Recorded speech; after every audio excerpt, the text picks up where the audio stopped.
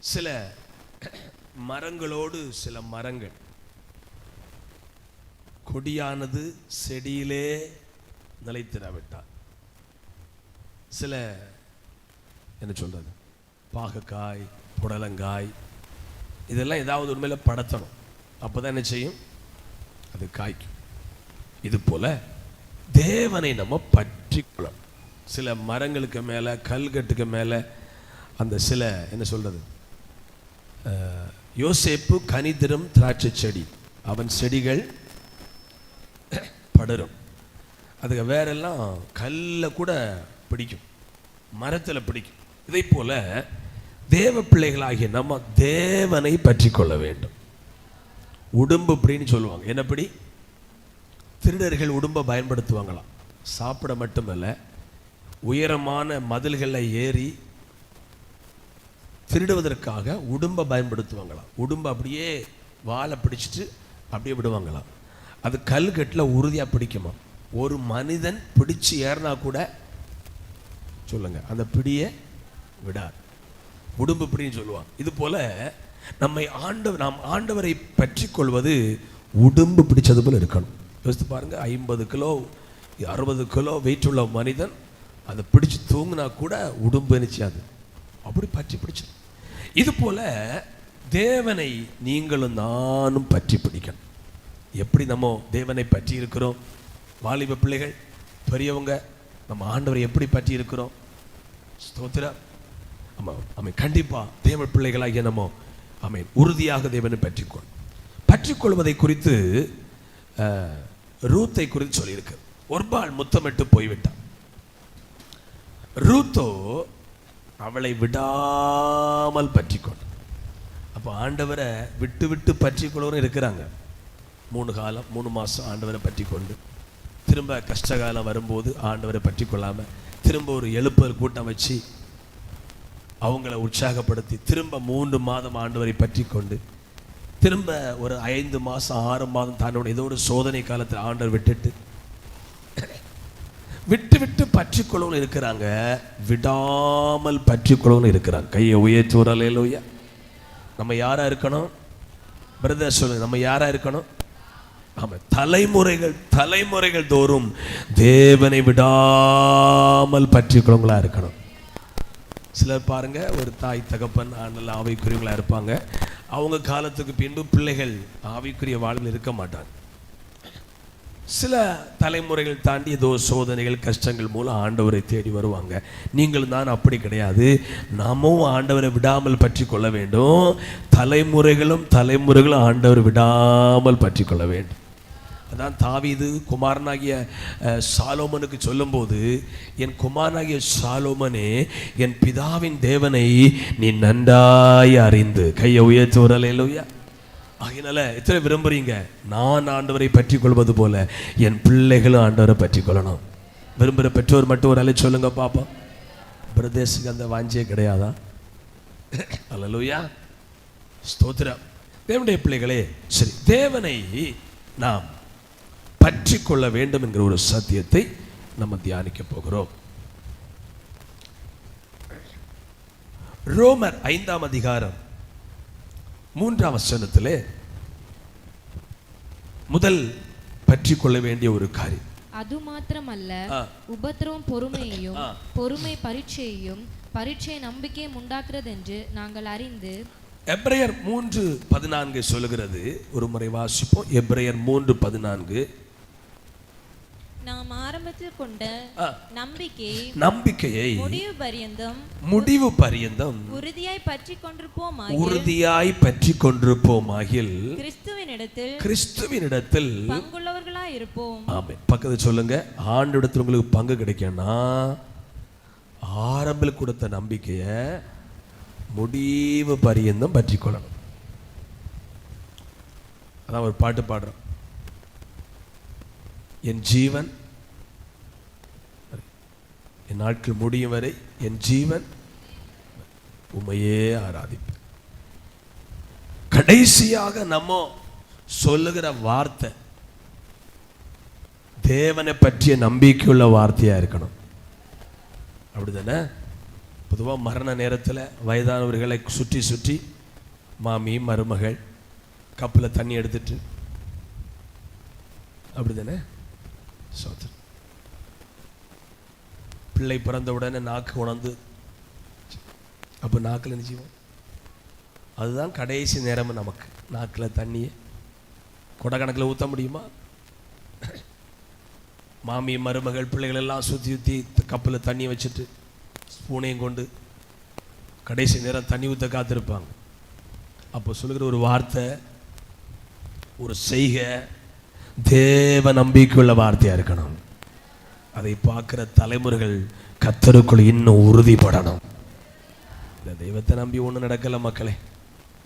நான் அப்போ ஒரு விசுவாசியாக இருந்தேன், வெள்ளசாரி கட்டு தான் ஆலயத்துக்கு வந்தேன், கர்த்தருக்கு தசோபாகம் கொடுத்தேன், உண்மையாக இருந்தேன், ஒன்றும் நடக்கலை மக்களே. அப்படி சொன்னால் பிள்ளைகள் பதறிடுவாங்க. கடைசி வார்த்தை கர்த்தரை கனம் பண்ணுகிற வார்த்தையாக இருக்கணும். கைகளை உயர்த்தி ஒரு அல்லேலூயா சோத்திரி தான் சொல்லும்போது, நான் போன வாரம் கூட சொன்னேன் எங்கள் அம்மாவை குறித்து. நான் சந்தோஷப்படுறேன். ஏன்னா சாகு வரைக்கும் சொல்லி ஆகணும். பலம் நெருக்கப்பட்டாங்க. நம்ம கடைசி மரண நேரத்தில் கர்த்தரை மறுதலிக்கிற ஒரு வார்த்தைன்னு சொல்லலை, எங்களை பலப்படுத்துகிற வார்த்தை. கையை உயர்த்தி ஒரு அல்லேலூயா. கடைசி நேரம் எனக்கு கிஃப்டாக தந்தது அவங்க பைபிள். கையை உயர்த்தி ஒரு அல்லேலூயா. என்ன தந்தாங்க? சர்ச்சு வேலை நடந்தது அந்த நேரம், உண்மைதான். ஆனால் வந்த ஊழியக்காரருக்கு காணிக்கை கொடுக்க என் கை காசு இல்லை. சர்ச்சு வேலை நடக்குது. இந்த பாஸ்டர் சொன்னார், இறந்த வீட்டுக்கு நான் காணிக்கை வாங்க மாட்டேன், ஸ்தோத்திரம். ஆனால் எங்கள் அம்மா எனக்கு ஸ்தோத்திரம், ஞாயிற்றுக்கிழமை வேலைக்கிழமை இறக்குறாங்க, ஞாயிற்றுக்கிழமை என்னை தம்பியை கூப்பிட்டு அந்த பைபிள் எடுக்க சொன்னாங்க. ரெஸ்ட் ஸ்டேஜ் 10 நாள் படுக்க பைபிளை கொடுத்து, இதான் உனக்கு. என் தம்பியை கூப்பிட்டு, நீ ஞானஸ்தானம் எடுப்பாய் இல்லைன்னு இப்போ சொல்லணும். அவங்களுக்கு நல்லா பேச முடியலை. என் தம்பி அழுதான், நானும் அழுதேன். இப்போ கடைசி நேரம் பைபிள், ஞானஸ்தானம், ஆவிக்குரிய காரியங்கள், 5 ஆண்டு கடுமையான வலி, கடைசி நிமிடமும் கர்த்தரை நம்புகிற வார்த்தை. ஆரம்பத்தில் 19 வயதில் எங்கள் அம்மா ரட்சிக்கப்பட்டாங்களாம். மரிக்கும்போது வயது 67. அல்லேலூயா. கடைசி வரைக்கும் உபவாசம், ஜெபம், கர்த்தரை நம்புகிற நம்பிக்கை. பல சோதனைகள், பல பலவீனங்கள். ஆனா பைபிள் சொல்லுது, ஆரம்பத்தில் கொண்ட நம்பிக்கையை கடைசி வரைக்கும் பற்றி கொண்டால் நமக்கு இயேசுவிடத்துல பங்கு கிடைக்கும். இடையில கொஞ்சம் 10 வருஷம் கேப் விட்டு அவன் பற்றி கொண்டால் பங்கு கிடைக்க வாய்ப்பில்லை. கையை உயர்த்துவரலேலூயா. இந்த சத்தத்தை கேட்கிற ஆண்டவர் நம்மை பார்த்து ஆண்டவர் பேசுகிறார். நீங்களும் நானும் ஆரம்பத்தில் கொண்ட நம்பிக்கை, என்னைக்கு ஞானஸ்தானம் எடுத்தோம், 10 வயது, 15 வயதுலா, 20 வயதுலா, 30 வயது, என்னைக்கு ஆண்டவர் நம்பணும், அந்த நம்பிக்கை கடைசி வரைக்கும் நமக்கு பற்றி கொண்டிருக்கணும். இந்த நம்பிக்கை விட்டு போக வாய்ப்பே கிடையாது. அல்லேலூயா. வாழ்ந்தாலும் தாழ்ந்தாலும் வீழ்ந்தாலும் உயர்ந்தாலும் கர்த்தருக்குள் மகிழ்வேன். வாழ்ந்தாலும் தாழ்ந்தாலும் வீழ்ந்தாலும் உயர்ந்தாலும் கர்த்தருக்குள் மகிழ்வேன். கிறிஸ்துவின் அன்பை விட்டு எம்மை பிரிக்க முடியாது என்றென்றுமே. கிறிஸ்துவின் பிரிக்க முடியாது என்றென்றுமே. வாழ்ந்தாலும் தாழ்ந்தாலும் வீழ்ந்தாலும் உயர்ந்தாலும் கர்த்தருக்குள் மகிழ்வே. ஹல்லேலூயா. சரி, ஆரம்பத்தில் கொண்ட நம்பிக்கை. நம்ம ஞானஸ்தானம் எடுத்து நல்லா அந்த நாட்களில் ஜெபம் பண்ணி இருப்போம். அந்த ஆரம்பத்தின் நேரத்தை பார்த்து பாருங்க, நமக்கு நல்ல சந்தோஷமா இருக்கும், ஒரு நல்ல தைரியமா இருக்கும், ஒரு நம்பிக்கையா இருக்கும். அந்த நம்பிக்கையை எப்போது வரைக்கும் காக்கணுமா? நம்மால காக்க முடியுமா? அவர் நம்மை காக்க பலன் தருவார். அவர் அல்லாமல் ஒன்றுமே இல்லை. கைகளை உயர்த்துவாரே. அதான் தாவீதை பாருங்க, எல்லா பிரச்சனைக்கும் அவன் சொல்லுகிற வார்த்தை, மனிதன் கரத்தில் விழாதிருப்பேனாக, கர்த்தருடைய கரத்தில் விழுவேனாக. அவருடைய இரக்கங்கள் மகா பெரியது. அப்ப எல்லா பிரச்சனைக்கும் நான் தேவ சமூகத்தில் வந்து விழுவேனாக. அல்லேலூயா. தேவனுடைய பிள்ளைகளை கவனிங்க. ஆண்டவரை நான் நம்பும் போது கர்த்தர் நமக்கு கிரியை செய்கிறார். அவன் துரிதமா நான் சொல்றேன், நமக்கு டைம் ஆயிட்டு. 2 ராஜாக்கள் 18ஆம் அதிகாரம் 5ஆம் வசனத்துல எசேக்கியா ராஜாவை குறித்து சொல்லப்பட்டிருக்கிறது. ஒரு வார்த்தை வாசிங்க. அவனுக்கு தேவன் மேல் வைத்த நம்பிக்கையிலே 2 ராஜாக்கள் 18:5 அவன் இஸ்ரவேலின் தேவனாகிய கர்த்தர் மேல் வைத்த நம்பிக்கையிலே அவனுக்கு பின்னும் அவனுக்கு முன்னும் இருந்த யூதாவின் ராஜாக்களில் எல்லாம் அவனைப் போல் ஒருவனும் இருந்ததில்லை. நல்ல கையை உயர்த்தி அல்லேலூயா பிரதர் சொல்லுங்க. யூதாவின் ராஜாவா எசேக்கியா அவனுடைய அந்த வரிசையில் ஆண்ட ராஜாவுக்குள் ஆமென் அவன் தேவனாகிய கர்த்தர் மேல் வைத்த நம்பிக்கையில அல்லேலூயா சாலோமோனுக்கு ஞானம் கிடைத்தது. இஸ்ரவேலின் தேவன் மேல் வைத்த நம்பிக்கையிலே அவனை போல முன்னும் ஒரு ராஜா இல்லை, பின்னையும் ஒரு ராஜா இல்லை. கைகளை உயர்த்தி நான் சொல்ல எத்தனை புரிஞ்சுது? இருந்தா நம்ம அப்படி இருக்கணும். தேவன் மேல் வைக்கிற நம்பிக்கை கவனிங்க. தேவன் மேல் வைக்கிற விசுவாசத்துல எசேக்கியாவு கிட்ட யாரும் வர முடியாது. உனக்கு பிளவை நோய், ஆங்கில வேதாகமத்தில் கேன்சர் என்று போடப்பட்டிருக்கு. இந்த வியாதியிலே நீ மரித்து போவாய், உன் வீட்டு காரியங்களை ஒழுங்குபடுத்து. அல்லேலூயா. ஏன்னா எசேக்கியாவுக்கு திடீர் மரணம் வரும்னு தெரியாது. சில பெற்றோர் மரணத்துக்கு முன்பே பிள்ளைகளுக்கு உனக்கு இது அவனுக்கு இதுன்னு கேட்டு எழுதி பறக்கி கொடுத்து சுகமா இருப்பாங்க. சில பெற்றோர் அதுல ஞானம் இல்லாம அம்மா அப்பா காலத்துக்கு பிள்ளைகளை அடி தடி பிரச்சனை நிறைய குடும்பத்தில் நடக்கிறது. அல்லேலூயா. பெற்றோராகிய நம்ம காலத்துக்கு முன்னால அல்லேலூயா பிள்ளைகளுக்குரிய காரியத்தை என்ன செய்யணும்? ஒழுங்குபடுத்தினா நிலமா வீடா அதை சரி பண்ணும். எசேக்கியா அதை செய்யலை. ஒரு வீட்டு காரியங்களை ஒழுங்குபடுத்து, நீ மரித்து போவி. இந்த வார்த்தையை சொன்ன உடனே எசேக்கியா நம்பிக்கை எங்க போகுது? வைத்தியர்கள் உண்டா எசேக்கியாவின் காலத்தில்? மருத்துவர்கள் இருந்தாங்களா? உண்டு. டாக்டர்மா இருக்கிறாங்க. குறி சொல்றவங்க இருந்தாங்களா? குறி சொல்றவங்க இருந்தாங்களா? இருந்தாங்க. ஆனா எசேக்கியா எங்க போனா? சொல்லுங்க. ஆமென். உடனே எங்க போனா? ஆலயத்து போ நேரம் இல்லை. ஆலயத்து போ நேரம் போயிருப்பார். மனம் உடைந்து போனது. சும்மா இருக்கிற ஒருத்தரை பார்த்து இனி உனக்கு வாழ்க்கை நாளைக்கு முடியுது, நீ செத்து போ வேண்டாம், பல்லெல்லாம் விளந்து அப்படிதானே இனி போனா கொள்ளலாம் அப்படின்னு போய் யார்ட்டையும் சொல்ல முடியாது. யாரும் சாக விரும்பல. அல்லேலூயா. 80 வயசான பாட்டிக்கிட்டேன், நீங்க வாழ்ந்தது போதும், ரூமு காலி ஆகட்டும், செத்துருங்கண்ணா, நீ சாவுபல, எதுக்கு என்ன பார்த்து சொன்ன அப்படி சொல்லிடுவாங்க. யாரும் சாக விரும்பல. எசேக்கியா நல்ல ஒரு திடகாத்திரமான வயதுல ஊழியக்காரன் சொல்றாரு, நீ மரித்து போவாய், வீட்டு காரியங்களை ஒழுங்குபடுத்து. உடனே அவன் அழுது சுவர் புறமா திரும்பினானாம். இப்படியே திரும்பி சிங்காசனத்தை பார்க்கல, பிரபுக்களை பார்க்கல, சேர்த்து வைத்த வெள்ளியெல்லாம் பார்க்கல. நம்பிக்கையை பாருங்க. சுபர்பரமாய் திரும்பி, நான் எப்படி நடந்தேன்னு உமக்கு தெரியும் ஆண்டவரே, நினைத்தருளும் ஆண்டவரே, எனக்கு வியாதியில சுகம் தாரும் ஆண்டவரே. அந்த இடத்துல ஒரு ஜெபம், படி ஒரு ஜெபம். அல்லேலூயா. அவனுக்கு ஜெபத்தை கண்ட ஆண்டவர் உடனே நெட்வொர்க் போல உடனே அடுத்த சிக்னல். ஏசாயா தீர்க்கதரிசிக்கு முற்றத்தில் போகும் முன்னால ஒரு ஏவுதல், ரிட்டர்ன் போ, திரும்ப போய் சொல்லு, 15 ஆண்டுகளை கூட்டி இருக்கிறேன். நம்முடைய தலைவிதிய மரண கண்ணிய ஒரு நொடி பொழுதுல இயேசுவால மாற்ற முடியும். ஜீவனை எடுக்கவும் கொடுக்க அவரே வல்லவர். நம்முடைய ஜீவன் கிறிஸ்துவுக்குள் மறைந்திருக்கிறது. மருத்துவர் கையிலும் அல்ல, ஃபேமிலி டாக்டர் கையிலும் அல்ல. நம்முடைய ஜீவன் கிறிஸ்துவுக்குள் மறைந்திருக்கிறது. நீ மரித்து போவாய், வீட்டுக்காரங்க. இது தேவ வார்த்தை. அடுத்து தேவ வார்த்தை வருகிறது, உன் கண்ணீரை கண்டேன்.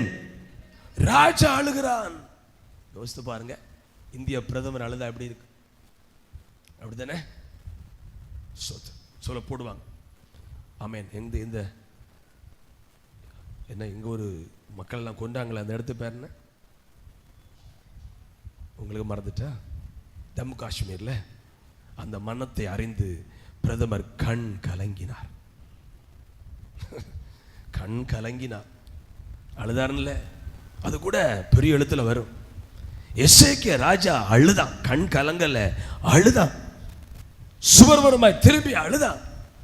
ஆண்டு வசனம் சொல்லுது, நோய் வந்த போதிலும் அவனை போல ஒருத்தன தேவனை நம்பல. எதிரிகள் எருசலேமுக்குள்ள வருவேன், எருசலேமை முற்றுகை போடுவேன் என்று கடிதம் அனுப்பின போதிலும் ஆமென் எசேக்கியா போல யாரும் கர்த்தரை நம்பல. ஆண்டவர் வசனம் சொல்லுகிறது, ஆரம்பத்தில் கொண்ட நம்பிக்கை. ஆரம்பத்தில் நாம் எல்லாத்துக்கும் ஆண்டவரையே நம்புகிறோம். காலங்கள் போக போக நம்பிக்கை மாறுகிறது. இன்னைக்கு ஏசப்பா நம்ம பார்த்து சொல்லுகிறார், ஆண்டவரையே நம்பிக்கையை கடைசி வரைக்கும் பற்றி கொள்வோம்.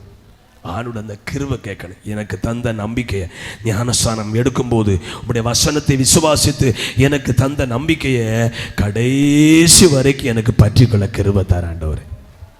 அல்லேலூயா. பிரச்சனைகள் வரலாம், வியாதிகள் வரலாம், துன்பங்கள் வரலாம். யோபை பார்த்து யோபை நண்பர்கள் சொல்றாங்க, யோபு 11:18, நம்பிக்கை உண்டாயிருப்பதனால் திடனாயிருப்பீர். எப்படி எப்படி? யாரை பார்த்து? 10 பிள்ளைகள் கொடுத்தார். அப்பவும் அழகான பிள்ளைகள் தான். கவனிங்க, 7000 ஆடு வளர்க்குற வீட்டில் உள்ள பிள்ளைகள் எப்படி இருப்பாங்க? 5 போல இருப்பாங்க. சொல்லுங்க. அல்லேலூயா. ஆட்டு பாலெல்லாம் இப்போ நம்ம பாக்கெட் பாலை போலவா? பலருக்கு ஆட்டுப்பால் பிடிக்காது, நல்ல ஒரு விட்டமின். ஆட்டு பாலெல்லாம் சாப்பிட்டு 10 பிள்ளைகள் எப்படி இருந்திருப்பாங்க? சொல்லுங்க. நோய் பிடிச்ச பிள்ளைகள் இருந்திருப்பாங்க, கொள்ளுகொள்ளா இருந்திருப்பாங்க. 10 பிள்ளைகள் இறந்துட்டாங்க. மனைவி அன்பு போச்சு, 7000 ஆடு போச்சு, ஒட்டகம் போச்சு. இப்பதான் நண்பர்கள் சொல்றாங்க, இன்னும் உமக்கு நம்பிக்கை இருப்பதனால் நீ திடனாயிருப்பீர். 10 பிள்ளைகள் போன போதிலும், மனைவி எதிர்த்த போதிலும், ஆடு மாடுகள் போன போதிலும், சரீரத்தில் நோய் வந்த போதிலும் ஆண்டவனுக்கு நம்பிக்கை யோபுக்கு இருக்கிறது. அதனால நண்பர்கள் சொல்றாங்க, நம்பிக்கை உமக்கு இருப்பதனால திடனாயிருப்பீர். அல்லேலூயா. ஆண்டவனுக்கு நம்பிக்கை நமக்கு ரொம்ப முக்கியம். அல்ல, அது ஒரு கிருபைன்னு சொல்லலாம். அல்லேலூயா. தேவனுடைய பிள்ளைகளே, ஆமென், ஸ்தோத்திரம். யோபு 13:15 யோபு சொல்றாரு, அவர் என்னை சொல்லுங்க கொண்டு போட்டாலும். பிரதர் சொல்லுங்க, அவர் என்னை எல்லாம் சொல்லுங்க பார்ப்போம். பிரதர்ஸ், அவர் என்னை. சௌர்மாலாம் சேர்ந்து ஒரு அலை சொல்லுங்க. பிள்ளைகள் எல்லாம் இந்த வலது பக்கம் இருக்கிற எல்லாரும் சேர்ந்து ஒரு அல்லேலூயா. நல்ல கைகளை கொட்டி ஆண்டவரை ஸ்தோத்திரம் பண்ணுவோம்.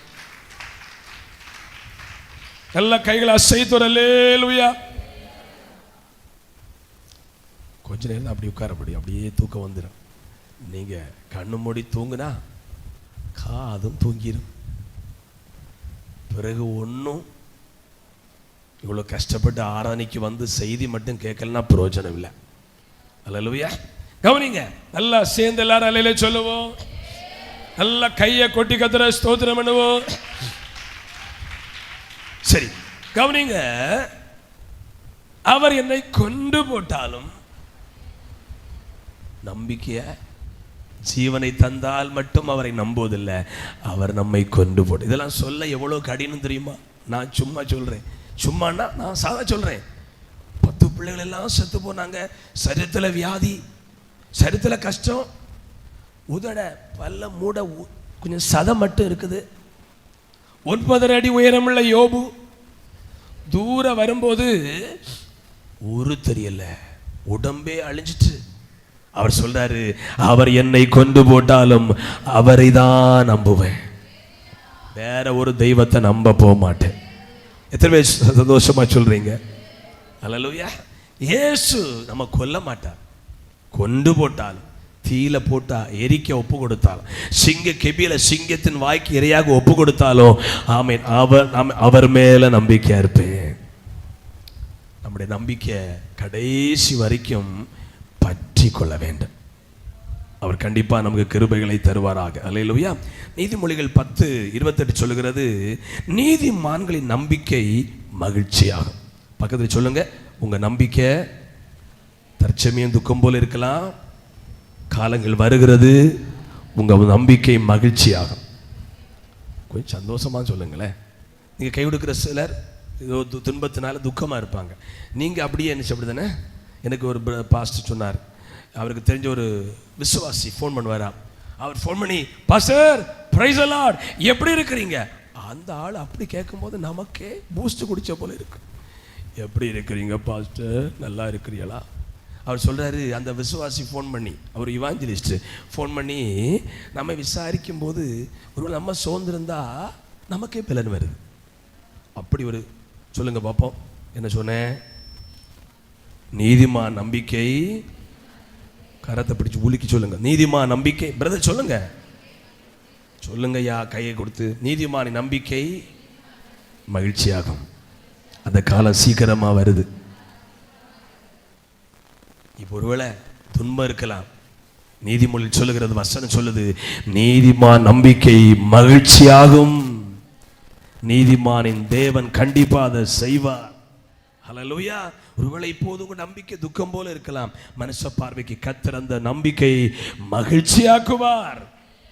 ஏன்னா வசனம் யாருக்கு கிரியை செய்யணும்னா, வாசிக்கலும் மட்டுமல்ல, செய்தி கொடுக்கும்போது அதை கரங்களை கொட்டி ஏற்றுக்கொள்கிறவர்களுக்கு. பழையாடி ஜங்ஷனில் அந்த திருப்பந்தோட்டு தானே கோயில் போகிற வழியில் ஒரு 15 வருஷத்துக்கு முன்னால் ஒருத்தர் மருந்து வித்தான். மருந்து, வாதம், நோய், பித்தம், சோத்திரம், சயரோகம், அந்த ரோகம், இந்த ரோகம் எல்லாத்துக்கும் மருந்து.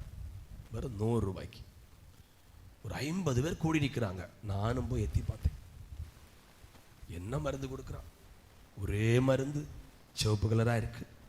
அந்த கூட்டத்தில் ஒருத்தரை, இங்கே வாரும் ஓய், கையை காட்டும், நான் கையில் இருக்க வலி எடுத்து தடை விடுறேன். அவர் ஒரு மாதிரி குணஞ்சு உடைஞ்சிருந்தார். உடனே அவன் சொன்னான், மருந்து வித்தவன், எனக்கு மருந்து உங்களை போல சோம்பேறிகளுக்கு பலிக்காது, காலி பண்ணு. இந்த மருந்து எல்லா நோய்க்கும் சுகமாக்கும் சக்தி உள்ள இருக்கு. ஆனா உம்மை போல சோம்பேறிகளுக்கு இந்த மருந்து. வசனம் பிரசங்கிக்கும் போது அவர் சொல்லுவார், 3/4 மணிக்கூர் ஏதோ பேசணும், அவர் ஏதோ பேசுவார். நீதிமான் மகிழ்ச்சி. ஒரு 5 வருஷமா மகிழ்ச்சி ஆகல. இல்ல, விசுவாசித்தவளே பாக்கியவதி, கர்த்தரால் சொல்லப்பட்டது அவளுக்கு நிறைவேறும். ஹல்லேலூயா. ஆகவே நீதிமானுடைய நம்பிக்கை மகிழ்ச்சி ஆகும். கர்த்தர் அதை மகிழ்ச்சியாய் மாற்றுவார். ஹல்லேலூயா. எனக்கு அன்பான தேவனுடைய பிள்ளைகளே, ஆகவே ஸ்தோத்திரம், ஆமென். நம் ஆண்டவரை நம்புவதில் ஸ்தோத்திரம், நம்ம எசேக்கியாவை போல கடைசி வரைக்கும் உறுதியா இருக்கணும். ஹல்லேலூயா. சரி, எரேமியா 17:7 வாசிங்க. எரேமியா 17:7.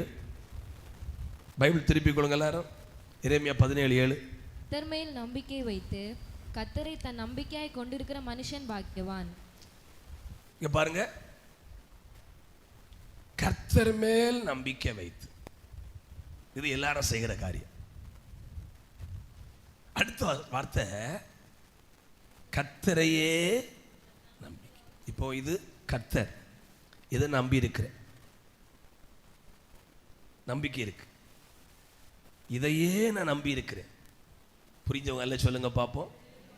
தேவன் மேல் நம்பிக்கை வைப்பது, கர்த்தரையே நம்பி இருப்பது மிக முக்கியமான காரியம். நம்ம எல்லாரும் என்ன செய்யணும்னா, நம்பிக்கை வைப்பதல்ல, இவர் தான் என் நம்பிக்கை. ஹல்லேலூயா. கர்த்தர் மேல் நம்பிக்கை வைப்பது வேறு, கர்த்தரையே நம்பி இருப்பது. அதான் பாடுறோம், என் நம்பிக்கை இயேசுதானே என் நம்பிக்கை. நம்பிக்கை என்ற ஒன்று உண்டு என்றால் அதான் தேவன். ஹல்லேலூயா. ஸ்தோத்திரம். இப்படி சொல்லுவாங்க, யானைக்கு நம்பிக்கை என்னன்னா தும்பிக்கை. அதை மட்டும் வெட்டி எடுத்தா எதுக்கு? இவ்வளோ பெருசு உருண்டோட சாப்பாடு ரோடுக்கு தாங்குமா? அந்த தும்பிக்கை இருப்பதுதான் அதுக்கு வலிமை. தடிகளுக்கு கூட்டிட்டு போவாங்க, அப்படித்தானே? தும்பிக்கை மட்டிட்டா யாருக்கு வேணும்? யானை சாப்பாடு கூட தாங்குமா? இது போல நம் நம்பிக்கை ஏசப்பா. அவரை நம்புவது வேறு, அவரையே தன் நம்பிக்கை வைக்கிற மனுஷன் பாக்கியவான். ஹல்லேலூயா. எத்தனை பேர் ஆண்டவரையே நம்புறீங்க? ஆண்டவரையே நம்புறோம், கைவித்தாலே சொல்லுங்க பார்ப்போம். நம்ம எல்லாம் ஆண்டவர் மேல் நம்பிக்கை வைக்கிறோம் கிடையாது, ஆண்டவரையே தன் நம்பிக்கை வைக்கிற மனுஷன். சரி, முதலாவது நம்பிக்கை என்ன செய்யணும்? ஒருவேளை உங்கள் நம்பிக்கை இப்போ இடைப்பட்ட காலத்தில் சோர்ந்து போயிருக்கலாம், நம்பிக்கையே இழந்திருக்கலாம். ஆண்டவங்களை பார்த்து சொல்றாரு, மறுபடியும் நம்பிக்கை புதுப்பிக்கப்பட வேண்டும். அந்த நம்பிக்கை இழந்தில் பாஸ்டர் ஜோமண்ணி உபவாசித்து அந்த ஆரம்ப நாட்கள் இருக்கிற நம்பிக்கை எனக்கு இப்போ இல்லைன்னா, இன்றைக்கி உங்களோடு கர்த்தர் பேசி கொண்டிருக்கிறார். இந்த நம்பிக்கை மறுபடியும் பலனடைய கர்த்தர் உங்களுக்கு உதவி செய்வாராக. ஏன்னா நம்ம யாரிடத்துல பங்கு வேணும்?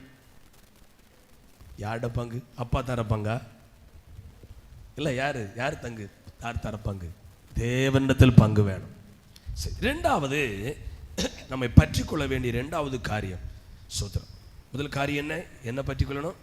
ஆரம்பத்தில் கொண்ட சத்தமா, ஆரம்பத்தில் கொண்ட நம்பிக்கைனா, ஞானசம் எடுக்க தண்ணீருக்குள் இறங்கும்போது எவ்வளோ பக்தியா, உபவாச ஜபம், கூட்டம், திருவிருந்து ஆராதனை, ஆமேன், பைபிள் வாசிப்பு, தனி ஜபம் எவ்வளோ இருந்திருக்கும். அது கடைசி வரைக்கும் நமக்கு இருக்கணும். ரெண்டாவது, கொலோசியர் 2ஆம் அதிகாரம் 18ஆம் வசனத்தில் இன்னொரு காரியத்தை சொல்லுகிற வேதம் பற்றி கொள்வதற்கு. கொலோசியர் 2:18, கணுக்களாலும் கட்டுகளாலும் உதவி பெற்று இணைக்கப்பட்டு தேவ வளர்ச்சியை வளர்ந்து இருக்கிற சரீரம் முழுவதையும் ஆதரிக்கிற தலையை பற்றி கொள்ளாமல். இங்க பாருங்க, ரெண்டாவது நாம் பற்றி கொள்ள வேண்டியது தலையில்லாத சரீரம் என்ன சொல்லுவாங்க? முண்டோன்னு சொல்லுவாங்க, அப்படிதானே? கவனி, தலையே இல்லை. யோசித்து பாருங்க, வேதம் சொல்லுகிறது இயேசுதான் நமக்கு தலையா இருக்கிறார். இயேசுவை தலையாக கொண்டவங்க ஒரு அலை சொல்லுங்க பார்ப்போம். இயேசு யார்? தலை. அல்லேலூயா. சில பெரிய ஆட்களை போய் தலைவரை தலை அப்படி கூடும். அப்படின்னு அர்த்தம் முக்கியமானது. நம்முடைய சரீரத்துக்கு தலை ரொம்ப முக்கியம். எத்தனை பேர் ஆமோதிக்கிறீங்க?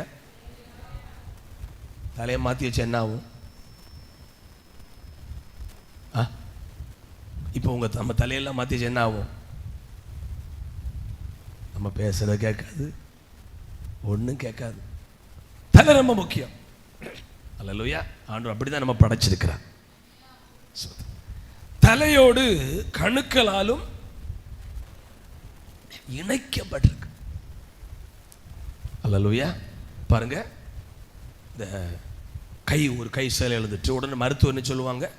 தலையில, பிரெயின்ல, கைக்கு வர நரம்பு பாதிக்கப்பட்டிருக்கு. அதெல்லாம் என்ன பிரச்சனை? சொல்லுங்க. அப்ப ஆண்டவர் தலைக்கு நமக்கும் அந்த நரம்பு தொடர்பு இல்லைன்னா இந்த சரீரம் இயங்காது. கையை உயர்த்துவரல. இல்லையா? அப்ப பைபிள் சொல்லுது, அநேகர் தலையை பற்றி கொள்ளல, இயேசுவை பற்றி கொள்ளல. இந்த பிரெயின்லேருந்து வருகிற நரம்பு கைக்கு வாடுறது, காலுக்கு வாடுறது பிரச்சனையானா இந்த கை செயலுக்கு நடக்க முடியல. கவனிங்க. இது போல இரண்டாவது நாம் பற்றி கொள்ள வேண்டியது தலையாகிய கிறிஸ்துவ. ஒரு முக்கியமான வார்த்தை இருக்கிறது, சரீரம் முழுவதையும் ஆதரிக்கிற தலை. அல்லேலூயா. எவ்வளவு அழகா படைச்சிருக்கிறார். காலை கவனி, தட்டுப்படுது, ரத்தம் வருது. உடனே டாக்டர் ஆரோன் வந்து திடீர்னு சீக்கிரம் கையை வச்சு காலை பிளட் போடுறது பொத்தி விடுங்க சொல்றாங்களா? யார் சொல்றது? பிரெயின் சொல்லு கட்டளையிடுது, தலை கட்டளையிடுது. சீக்கிரம், நிறைய ரத்தம் போகுது, சீக்கிரம் யாரையா கூப்பிடு, அம்மன் தானே, துணியை போடு, கட்டு, சீக்கிரம் போ, டிடி போடு. இது யாருக்கு வேலை? இந்த தலையை ஆதரிக்கலாம் என்ன நடந்திருக்கும்? நம்முடைய புண்கள் என்னைக்கோ அழுகி நாற்றம் எடுத்து அழிஞ்சு போயிருக்கும். இன்னைக்கு அநேகர் இந்த தலை என்பது இயேசுவை குறிக்கிறது. கையை வைத்தலை சொல்லுங்க பாப்பா, பக்கத்தில் சொல்லுங்க, உங்களை ஆதரிக்கிற தலையாகி இயேசுவை நீங்க பற்றி கொள்ளணும். அல்லேலூயா. பற்றி கொள்ளணும். என்ன பாஸ்டர், இருங்க பிடிக்கணுமா? அல்லேலூயா. அவரை பற்றி கொள்வதற்கு அடையாளம் தான் ஒவ்வொரு ஆராதனைக்கும் ஓடோடி வருவது. அவரை பற்றிக்கொள்வதற்கு அடையாளம் தான் குடும்ப ஜெபம் பண்ணுவது. அவரை பற்றிக்கொள்வதற்கு அடையாளம் தான் தனி ஜெபம் பண்ணுவது. தனி ஜெபம் பண்ணல, உபவாச கூட்டத்துக்கு வரல, ஞாயிற்றுக்கிழமை கூட்டத்துக்கு வரல, தனி ஜெபம் பண்ணல, குடும்ப ஜெபம் பண்ணல, ஃபுல்லா வேலை வேலை, பைபிளும் வாசிக்கல. இப்படிப்பட்டவங்க ஆண்டவரை பற்றிக்கொள்ள முடியாது. அல்லேலூயா. நான் சொல்ல புரிஞ்சுது? கடந்த வாரம் ஒரு வாரம் நம்ம விட்டு போயிட்டு எத்தனை நாள் பைபிள் வாசிச்சோம், ஜெபம் பண்ணோம். அவங்க தான் இயேசுவை பற்றி வச்சிருக்கிறாங்க. அவர்கள் ஆதரிக்கிற தலையை பற்றி இருப்பதனால அந்த வாரத்துக்குரிய நன்மைகள் ஆதரிக்கிற தலையிலிருந்து நமக்கு இறங்கி வரும். வேதம் என்ன சொல்லுகிறது? நன்மையான எந்த ஈவும் அது பரத்திலிருந்து, என்ன சொல்ல போனா அந்த ஹெட், தலை ஆதரிக்கிற தலையிலிருந்து நமக்கு இறங்கி வரணும். அல்லேலூயா. அப்போ ஒவ்வொரு நாளும் ஜெபம் பண்ணலைன்னா தேவனை பற்றி கொள்ளல், வேதம் படிக்காத பற்றி கொள்ளல. அதனால கவனிங்க தேவ பிள்ளைகளே, ஸ்தோத்திரம். இந்த எதுக்கு இந்த ஆவிக்குரிய கூடி வந்திருக்கிறீங்க? நாங்கள் ஜெபிச்சா போதும், நீங்களும் ஜெபிக்கணும். இன்னைக்கு பாருங்க, கிறிஸ்தவர்கள் அநேகர் பைபிள் படிக்கிறதே இல்லை, ஜெபம் பண்றதே இல்லை. அவர்கள் தேவனை பற்றி கொள்ள முடியாது. ஆகவே ஆமென், சரீரம் முழுவதையும் ஆதரிக்கிற தலை, அதில் கை, கால், கண், மூக்கு, பாருங்க எவ்வளவு அவயங்கள் வச்சிருக்கிறார். நம்முடைய சரீரத்தில் இருக்கிற நரம்பை எடுத்து கனெக்ட் பண்ணா எத்தனையோ மீட்டர் போகுமா? அல்லேலூயா. அப்படித்தானே? நம்ம வீட்டில் வச்சிருக்க மோட்டர் மோனோ பிளாக் 25 அடி தூக்கி 25 அடி மேலே தாள். அது 5 வருஷம் ஆனா நான் செத்தேன்னு சொல்லும். இந்த ஹார்ட்டு இவ்வளவு தூரம், இவ்வளவு மைல் கணக்காக உள்ள நரம்புல ரத்தத்தை பம்ப் பண்ணிட்டே இருக்கு. 50 வருஷமா, என்ன சொல்றேன், சிலருக்கு 80 வருஷமா. சத்தமா சொல்லுங்க அல்லேலூயா. எனக்கு பாரு தேவனுடைய பிள்ளைகளே, தலையை சரீரத்தை ஆதரிக்கிற தலை. நீங்களும் நானும் ஜெபம் பண்ணாத ஒவ்வொரு நாளும் கர்த்தரை பற்றி கொள்ளல, தலையாகிய கிறிஸ்துவுக்கு வரக்கூடிய நன்மை நமக்கு வராது. ஏற்கனவே சாத்தான் போராடிட்டு இருக்கிறான், நன்மை ஒண்ணுங்க வரக்கூடாது என்று. அதுக்கு மேல தேவனை நாம பற்றி கொள்ளாமல் இருந்தால் கண்டிப்பா நமக்கு நன்மை வராது. சில நேரம் வீட்டில் கரண்ட் போயிடும், அயன் பாக்ஸ் ஆன் பண்ண உடனே கரண்ட் வரும், பரவாயில்லையே. பின்னும் கரண்ட் போகும், மிக்சி ஆன் பண்ணா கரண்ட் வரும். நமக்கு ஒரே உடனே லைன்மேனுக்கு ஃபோன் பண்ணும். அப்படி சொல்லுவார், கிளாவு பிடிச்சிருக்குன்னு சொல்லுவோம். கிளாவுன்னா அந்த செம்பு கம்பிக்கும் நம்ம மின் கம்பி அலுமினியத்துக்கு இடையில ஒரு பாசி பிடிச்சிருக்கு. கரண்ட் இருக்கு, உண்மைதான். ஆனா பிரயோஜனம் இல்லை, போய் வந்து கிளாவு பிடிச்சிருக்கு. சரி பாருங்க, அப்போ தலைக்கும் நமக்கும் கனெக்ஷன் இல்லை. கிளாவு பிடிச்சிருந்தாலும் சர்ச்சுக்கு வருவோம், ஜெபம் பண்ணுவோம், ஆனா ஒன்றும் சரியா நடக்காது. இந்த கிளாவு பிடிச்ச கம்பி மின்னிலிருந்து என்ன பிரயோஜனம் நமக்கு சொல்லுங்க?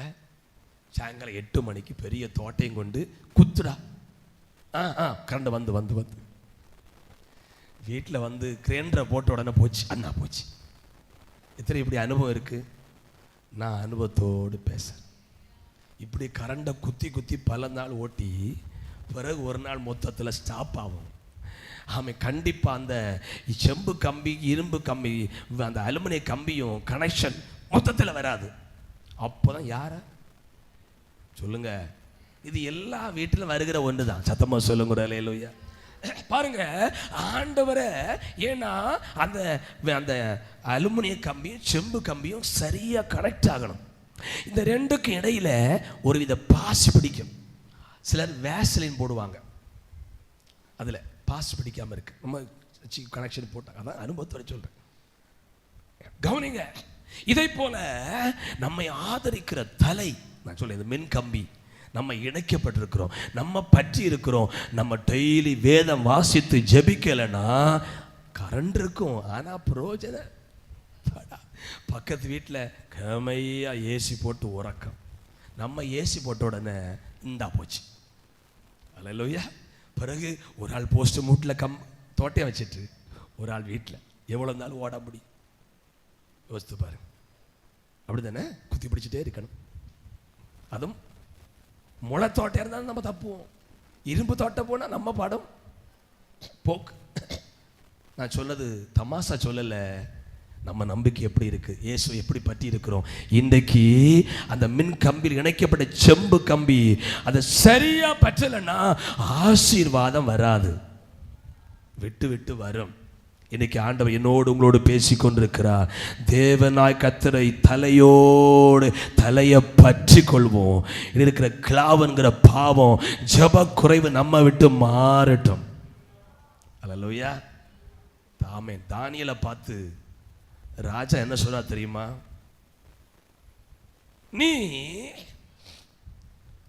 இடைவிடாமல் சரி இருக்கலாம், சொல்லுங்க பாப்போம். நீ இடைவிடாமல் சொல்லுங்க ஆராதிக்கிற தேவன். தாவீதுடைய தானியேலுடைய ஜெபத்துல கேப்பே வந்தது கிடையாது. இடைவிடாமல் ஜெபம் பண்ணுவான். அப்படி ஜெப நேரம் எப்படின்னா தினமும் 3 வேளையும். சொல்லுங்க எத்தனை வேளை? சாதாரண நம்முடைய ஹெவி ஃபுட் எத்தனை முறை சாப்பிடும் டெய்லி? சில 2 நேரம் சாப்பிட்ற இங்கேயும் இருக்கிறாங்க. 11:30 மணிக்கு சாப்பிட்டு ஒரு நேரம் சாப்பாடு இல்லை, பல வருஷம் சாப்பிடுங்க இருக்கிறாங்க. சாதம் எத்தனை மணிக்கு சாப்பிடுவோம்? 3 வேளை. தானியேலுடைய ஜெபம் 3 வேளை. சகோதரனே, உங்க ஜெபம் எத்தனை வேளை இருக்கு? 3 வேளை நம்ம சாப்பிடுறோம். சாப்பிடாட்டு உழைக்க முடியாது.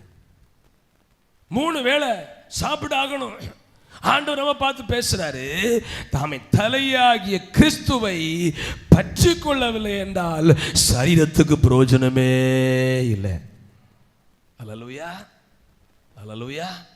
பாருங்க, இந்த மூளையிலிருந்து நிறைய நரம்பு நமக்கு வருது. கழுத்து வழியா, குறுக்கு வழி, இந்த வழியா நிறைய நரம்பு. இது நரம்பு கட் ஆயிட்டுன்னா என்ன செய்யும்? சொல்லுங்க, நம்ம தலை என்ன ஆகும்? இந்த சத்தத்துக்கு நம்ம பார்த்து ஆண்டவர் சொல்றாரு, குடும்ப ஜெபம் பண்ணாத நீங்கள் கிறிஸ்துவை பற்றி கொள்ளல. டெய்லி குடும்ப ஜெபம் பண்றவங்க ஒரு அல்லேலூயா சொல்லுங்க. இவ்வளோ பேர் இருக்கிறதுல ஆண்கள் பக்கத்தில் 2 கை தான் உயருது. நான் தமாசா சொல்லல. குடும்ப ஜெபம் இல்லாத வீடு கூரை இல்லாத வீடு. எப்படி பற்றி கொள்ள முடியும்? கவனிங்க, வேதம் டெய்லி ஒரு 2 அதிகாரமாவது வாசிக்கணும் குறைந்தபட்சம். அப்படி வாசிக்கிறவங்க ஒரு அல்ல சொல்லுங்க. சிலர் மட்டும் கைவித்துறாங்க. கண்டிப்பா கவனிங்க, நான் தமாசா பேசல, நேரம் போகும் பேசல. தலையை பற்றி கொள்ளாவிட்டால், ஆதரிக்கிற தலையை பற்றி கொள்ளாவிட்டால் நம்ம எந்த நன்மையும் பெற்றுக்கொள்ள முடியாது.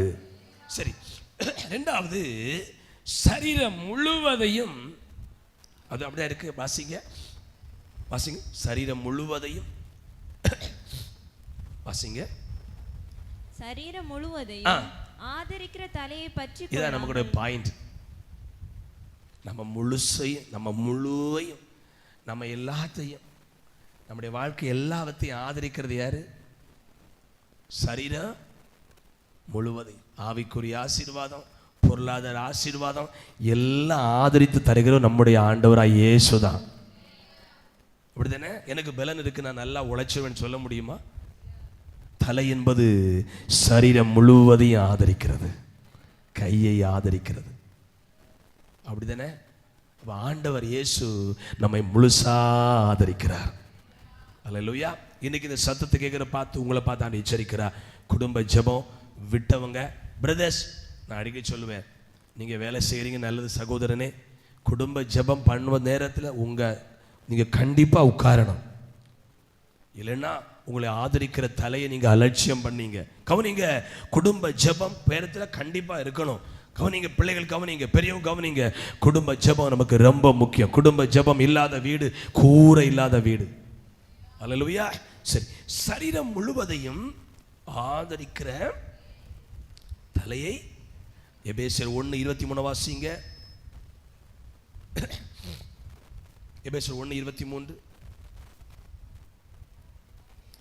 எல்லாவற்றையும் எல்லாவற்றாலும் நிரப்புகிறவருடைய நிறைவாகிய சரீரமான சபைக்கு அவர் எல்லாவற்றுக்கும் மேலாக தலையாக தந்தருளினார். எல்லாம் கையை கொட்டி ஆண்டவரை ஸ்தோத்திரம் பண்ணுங்க.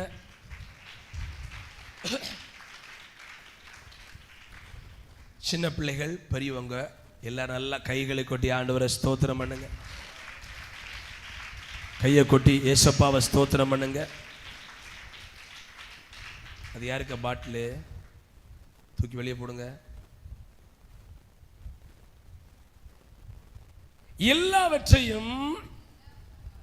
எல்லாவற்றாலும் நிரப்புகிற தேவன். எத்தனை பேர் நம்புறீங்க?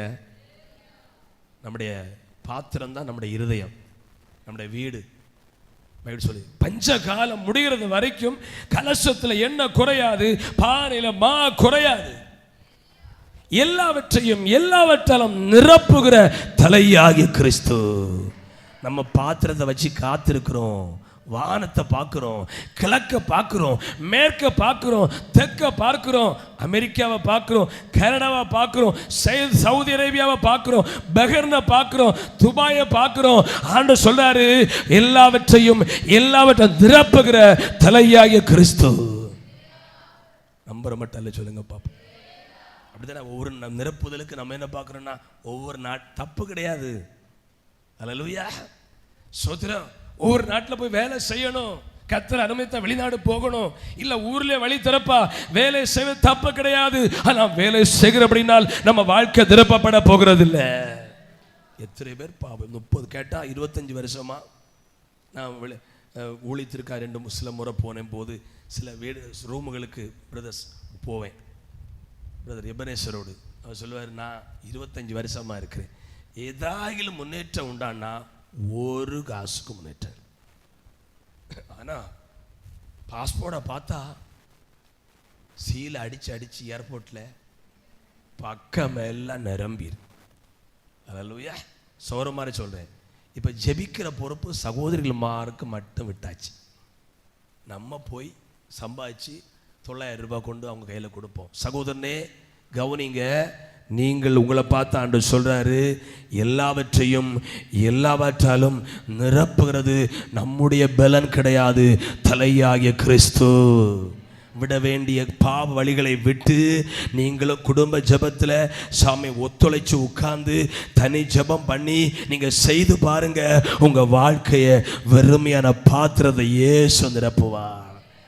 ஆமை, சரீரத்தோடு தலையோடு ஒட்டி இருக்கிற இந்த அவயங்களை நிரப்புகிற பொறுப்பு இந்த தலைக்கு உண்டு.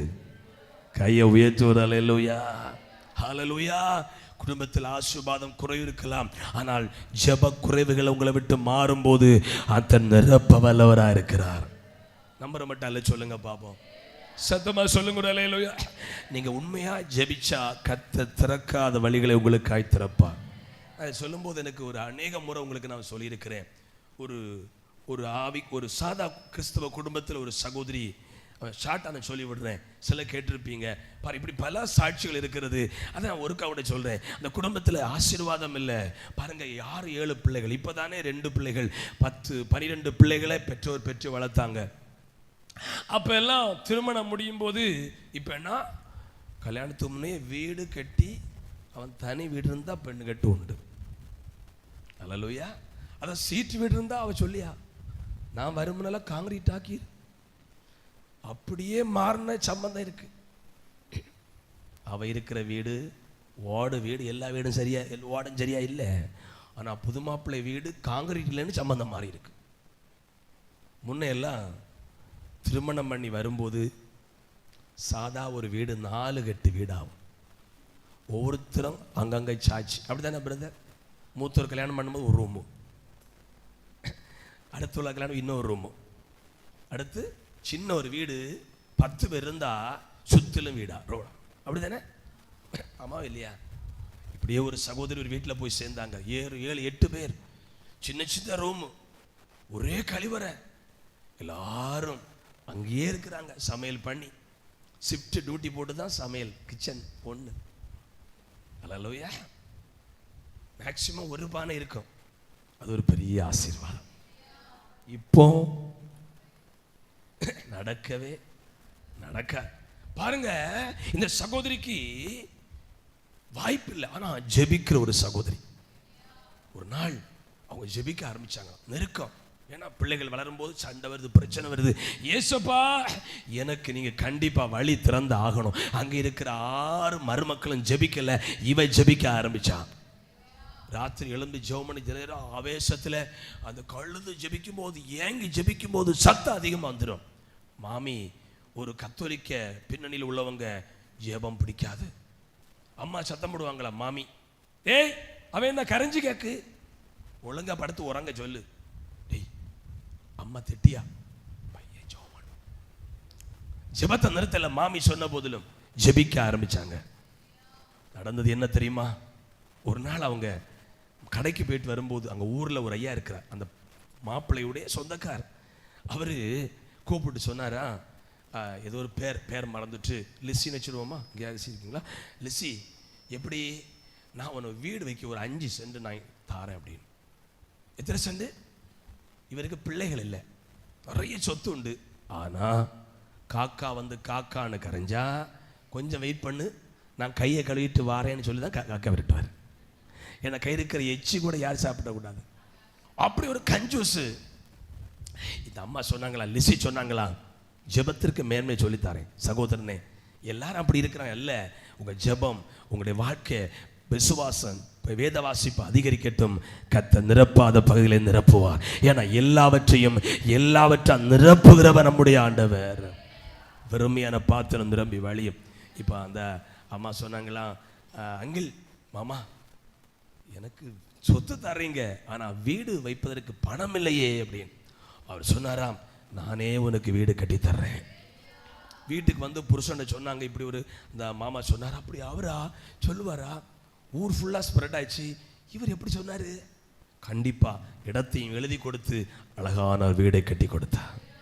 ஆனால் ஜெபிக்காதவங்க, திட்டினவங்க, அதே ஒரே கழிவறையில் கஷ்டப்பட்டு ஒரே சமையல் அறையில் சமையல் பண்ணி இன்னும் அந்துங்க இருக்கிறாங்க. இன்னைக்கு இல்லை, அன்னைக்கு நான் சொல்கிறேன் 10-20 ஆண்டுக்கு முன்பு பாருங்க. ஆனால் கர்த்தரை நம்பின வழி இல்லை. ஆமென். நிரப்புகிற பாத்திரம் எல்லாம் வெறுமையாக இருக்கிறது. இரவு பகலாக இயேசுவை நோக்கி கூப்பிட்ட போது திறக்காத உள்ளம் திறக்கப்பட்டது. ஊரே யோசிக்குது, இவர் எப்படி 5 சென்ட் நிலம் எழுதி தந்தார், எப்படி பணம் தந்தார். நான் விசுவாசிக்கிறேன் ஊழியனுக்கும் செய்வார், விசுவாசிக்கிற உங்களுக்கு ஆண்டவர் செய்வார். ஜெபிக்கிற பிள்ளைகளுக்காக திறக்காத கதவுகளை கர்த்தர் திறப்பார். எத்தனை பேர் நம்புறீங்க? நம்பிக்கையுள்ள மட்டும் ஒரு அல்லேலூயா சொல்லுங்க. வெண்கல கதவுகளை உடைக்கிற ஆண்டவர். இரண்டாவது, நீங்களும் நானும் செய்ய வேண்டிய ஒரு முக்கியமான காரியம், தலையை பற்றி. ஏன்னா இது நம்மை ஆதரிக்கிற தலை. என்ன தலை சொல்லுங்க? இது நம்மை ஆதரிக்கிற தலை. உலக மனுஷனை தலையா வச்சிருக்கிறீங்களா? இல்ல பெரியவங்களை தலையா வச்சிருக்கிறீங்களா? இயேசுவை தலையா வச்சிருங்க, உங்களை கர்த்தர் ஆதரிப்பார். வேதம் சொல்லுகிறது, இவர்களை 40 ஆண்டுகளாக இவர்களை ஆதரித்தே வந்தார். யாக்கோபு சொல்லுகிறான், நான் பிறந்த நாள் முதல் என்னை ஆதரித்து வந்த தெய்வம். பிள்ளைகள் கவனிங்க, நீங்க சின்ன பிள்ளையிலேயே தேவனை நம்பி தலையாகிய கிறிஸ்துவிடத்தில் பற்றி இருந்தா உங்க வாழ்க்கையை அம்மா பொறுப்படுத்திக் கொள்ளாவிட்டாலும் பரலோகத்தின் தேவன் பொறுப்படுத்திக் கொள்வார். பிறந்த நாள் முதல் உங்களை ஆதரித்து நடத்துவார். எத்தனை பேர் நம்புறீங்க? பைபிள் ஒரு வசனம் பார்த்தீங்களா? யாபேஸ் அம்மா அப்பா துக்கத்தின் பிள்ளைன்னு ஒதுக்கிட்டான். ஆனால் இந்த யாபேஸ் இஸ்ரவேலின் தலையாகிய கிறிஸ்துவில் பற்றுதலானா. அவன் ஜெபிக்க ஆரம்பிச்சான். வேதம் சொல்லுகிறது, தன் சகோதரனை பார்க்கிலும் கனம் பெற்றவனா இருந்தான். இயேசு கிறிஸ்து தான் நமக்கு தலை. அல்லேலூயா. கவனிங்க, பிரச்சனை வந்தா தலையை மாற்ற முடியாது. கவனிங்க, இயேசு தான் நமக்கு தலை. என்ன வரைச்சு வரட்டும், அவர் தான் நமக்கு தலை. அவர் ஆதரித்து நடத்துகிற தேவன். சரி, முதலாவது என்ன பற்றி கொள்ளணும்? ஆரம்பத்தில் சொல்லுங்க, கொண்ட நம்பிக்கை. பாருங்க, திருமணம் முடிந்த புதுல புருஷனை எப்படி நீங்க கனம் பண்ணியிருப்பீங்க? வாங்கத்தான் வாங்கத்தான். இப்ப பேச முடியுதா? 1-2 பேர் ஆமா சொன்னாங்க. கொஞ்ச நாள் அத்தான், பரவாயில்ல அத்தான் பித்தான் ஆயிடுவார். வாங்க அத்தான் என்ன வேணும், கூட்டில் உப்பு இருக்கா, உப்பு இல்லையா, கொண்டு வரட்டுமா, இப்போ எலும்பி எடுத்து கொண்டு போய் அப்படி மாறிடும். யோசிச்சு பாருங்க, ஆரம்பத்தில் மாமி பாத்திரம் கழுவட்டுமா, மிஸ்டர் மாமி. இப்போ எப்படி, மாமி அப்படிதான், மருமகளே நீ அனுங்கண்டா, நானே எல்லாம் செய்கிறேன் அல்ல, சொல்லுங்க பார்ப்போம். ஆரம்பத்தில் நம்பிக்கை, ஒரு அன்பு அப்படி இருந்து பிற காலங்கள் போக போக அப்படிதானே மாறுது. வாக்கு தர்க்கம், பேச்சு, காரியங்கள், குடும்பத்தில் லோடு, பண கஷ்டம் வரும்போ மாறி மாறி என்ன செய்யுது, கனம் குறையுது. கனம் குறையக்கூடாது அல்ல, சொல்லுங்க பார்ப்போம். இயேசு இடத்துல ஆரம்பத்தில் ஞானஸ்நானம், பைபிள், இன்னைக்கு பைபிள் படிக்கலையா, சிலர் இப்படி இருக்கிறாங்க, காலம் எழும்பி பைபிள் படித்து ஜெபம் பண்ணாம யார்கிட்டையும் பேச மாட்டாங்க. இங்கே கூட இருக்கலாம், காலம் பேச்சா, பெட் காஃபி எல்லாம் பரவு, காலம் எழும்பி பைபிள் படித்து அரை மணிக்கூர் 1 மணிக்கூர் ஜெபம் பண்ண பிறகு தான் யார்கிட்டையும் பேசியது. இவங்களுக்கு உதவி செய்வாரா? காலம் எழும்பிடுவோம், ராத்திரி விளக்கி அம்பியான்னு சத்தம் கேட்டு மொபைல் ஃபோனில் மெசேஜ் வந்தது, அனுப்பின ஃபோட்டோவுக்கு எத்தனை பேர் லைக் போட்டிருக்கு, சப்ஸ்கிரைப் பண்ணியிருக்கு, என்ன மெசேஜ் வந்திருக்கு அப்படின்னு வாட்ஸ்அப்பை ஃபஸ்ட்டு தோன்றவங்களுக்கு உதவி செய்வாரா கிறிஸ்து? இல்லை காலம் எழும்பிடுவன் கர்த்தரை தேடலுக்கு உதவி செய்வாரா? கையை உயர்த்தி வரலையா? நமக்கு நேராயிட்டு பார்த்தீங்களா? 3வது காரியம் சொல்லி முடிக்கிறேன். ஆமென். ஆதரிக்கிறதால 3வது நித்திய ஜீவனை பற்றிக்கொள். அல்லேலூயா. 1 தீமோத்தேயு 6:12 ஒரே வார்த்தையில் முடிக்கிறேன். 1 தீமோத்தேயு 6:12 விசுவாசத்தின் நல்ல போராட்டத்தை போராடு, நித்திய ஜீவனை பற்றிக்கொள், நித்திய ஜீவனை பற்றிக்கொள். அதற்காகவே நீ அழைக்கப்பட்டாய். பக்கத்துல சொல்லுங்க, அதற்காகவே சபைக்கு வந்திருக்கிறேன். சௌரமார் பக்கத்துல கை கொடுத்து நித்திய ஜீவனை பற்றிக்கொள், அதற்காகவே நீ அழைக்கப்பட்டிருக்கிறாய். ஒரே வார்த்தையில 3வது பயணம் முடிச்சாச்சு. எதுக்கு ஞானஸ்நானம் எடுத்தது? இந்த ஜீவன் பாத்தீங்களா எப்படிப்பட்டது? பவுல் சொல்றார், ஆமென், அழிந்து போகிற புல்லை போல இருக்கிறது. இந்த ஜீவனை ஏதாவது நம்ப முடியுமா? அல்லேலூயா. கவனிங்க, இந்த ஜீவனை ஏதாவது நம்ப முடியுமா? பாருங்க, வழி பிரச்சனைக்கு வந்திருக்கிற போலீஸ்காரங்க அந்த வீட்டாட்ட ஆலோசனை கொடுக்குறாங்க. எதுக்கு இப்படி சண்டை பிடிச்சு நடக்கிறீங்க? போலீஸ்காரங்க சொல்றாங்களா, எங்க கண்ணு முன்ன எத்தனையோ போலீஸ் அதிகாரிகள் அப்பா அப்படியே செத்து இருக்கிறாங்க, நெஞ்சு வலி, ஹார்ட்டை பிடிக்கிறாங்க. உடனே ஆமா 5 ஸ்டார்லாம் இருக்கு, தோல்ல தொப்பி இருக்கு, இன்ஸ்பெக்டர் தான், டிஎஸ்பி தான், எஸ்பி தான், ஐயோ நெஞ்சு வலி, அவுட்டு. இந்த ஜீவன் இப்படிப்பட்டது, இது நிலையற்றது, இதை நம்பி ஒன்றும் நடக்காது. ஒரு சொல்லுங்க பார்ப்போம். பிள்ளைகள் கவனி, இதை நம்பி ஒன்றும் பிரோஜனம் இல்லை. ஆனால் நித்திய ஜீவனை பற்றிக்கொள். பேதுருக்கு ஒரு ஆசை, உம்மை நாங்கள் பின்பற்றி வந்தோமே என்ன கிடைக்கும்? எப்படி சொன்னா, எல்லாவற்றையும் விட்டோம். நம்ம கூட அப்படி விடலை பாருங்க. இயேசுக்கு எல்லாம் விட்டீங்களா? யாரும் விடலை. பேதுருக்கு ஒன்றும் இல்லை, வலை விட்டான், அவருடைய வேலை பார்க்கறத விட்டான், எல்லாம் விட்டான். எங்களுக்கு என்ன கிடைக்கும்? அவன் என்ன நினைச்சான் தெரியுமா? உங்களுக்கு நான் தருவேன். இயேசு சொன்னார், ஃபர்ஸ்ட் சொன்னார், உங்களுக்கு வீடை விட்டவங்க 100 வீடு கிடைச்சோம். யாரும் ஆமேன்னு சொல்லலையே. ஒரு வீடே தூற்று பரமாற முடியல பாஸ்டர். ஒரு வீட்டில் பைப்பு உடைஞ்சாலே 10 நாளாக எலக்ட்ரிஷன் வரல, கரண்ட் போனால் வரல. இப்போ 100 வீடு என்ன ஆகுது? அடுத்து சொன்னார், சகோதரனை நீங்கள் விட்டுறீங்களா? சகோதரன் கிடைக்கும், தகப்பனை விட்டு தகப்பன் கிடைக்கும். அப்படி சொல்லிட்டு இந்த உலகத்தில் துன்பங்களோடு கூட 100 வீடு, மறுமையிலே சொல்லு நித்திய ஜீவன். கையை உயர்த்துறல்ல சொல்லுங்க பாப்போம். முதலாவது இதை பற்றி கொள்ளணும் பிரதர், சொல்லுங்க. ஆரம்பத்தில் கொண்ட நம்பிக்கையை முடிவு பற்றி கொள்ளணும். 2வது தலையாய கிறிஸ்துவை. அது என்ன தலை? சொல்லுங்க, நம்மை ஆதரிக்கிற தலை. 3வது நித்திய ஜீவனை பற்றிக்கொள். அதாவது நான் சொல்ற காரியம் என்னன்னா, பரலோகம் போகிறதுக்கு அடுத்த காரியம் என்னெல்லாம் பைபிள் நமக்கு சொல்லுதோ, ஊழியர்கள் சொல்றாங்களோ, அதை சரியா செய்தா போதும். இம்மைக்குரிய காரியங்களை கர்த்தர் பொறுப்படுத்திக் கொள்வார்.